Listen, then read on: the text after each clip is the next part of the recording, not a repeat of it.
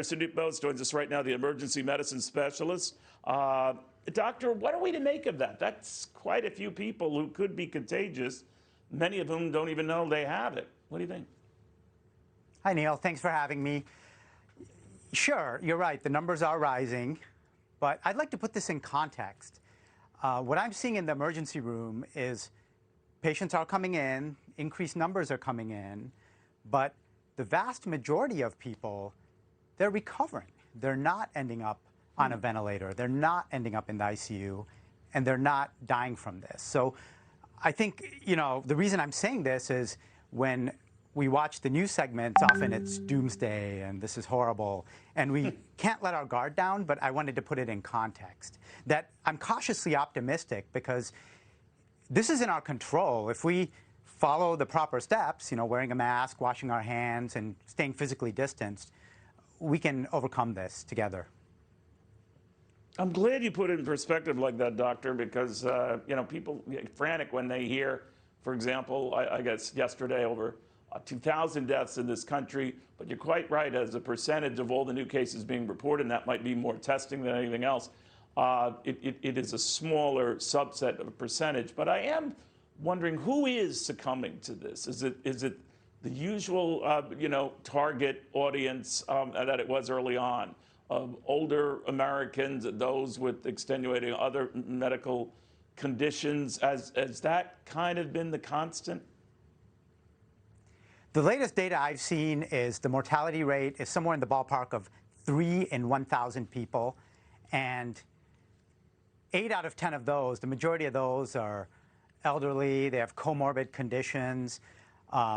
You aren't immune from a bad outcome if you are younger from this. But again, I think we need to put this in perspective. So sure, the mortality is higher than the flu. This isn't the flu. This is not something we can let our guard down. But the vast majority may feel miserable, but they're going to recover, not end up on a ventilator, not end up in the ICU or dying from this. I think together we can come together and actually overcome this if we all, follow these rules. Some of the rules that are out there, obviously, group in smaller numbers. A lot of states have a limit on how many people can gather for Thanksgiving. The CDC itself is recommending people not travel for Thanksgiving. About 50 million are still planning to do so. But what do you think of that? The numbers tend to be 10 or fewer at a person's home. What do you think of that? Sure. Frankly, I'll be working on Thanksgiving, taking care of COVID patients. But if we look at this, if this is the one Thanksgiving that, maybe we don't get together or we have to wear a mask, we do that so that we can spend future Thanksgivings with our loved ones and have many more Thanksgivings ahead of us.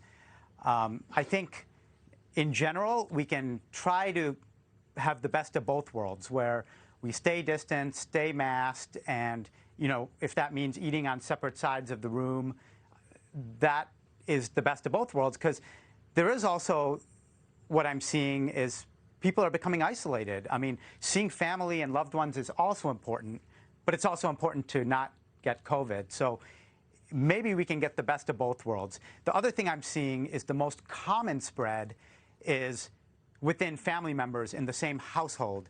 So one person gets sick, they're in the early days of their illness, a little bit of a scratchy throat, congestion, and they're too cavalier in those early days. They don't quarantine off to their own bedroom, their own bathroom, and then they spread it in those first few days to the entire household. So if you can keep that in mind, a lot of it's viral load, right? Like when you're sick, you're shedding a lot more virus that can spread to household members. So if you keep those simple concepts in mind, I think we can try to have the best of both worlds and, get through this. What is quarantining at home? I know that's a recommendation. I mean, especially folks who have kids returning from college. How do you separate them at home? In other words, how far do they have to be if they're getting that, scratchy throat or the cough or some of the other that could telegraph, a positive case of the virus? What do you recommend?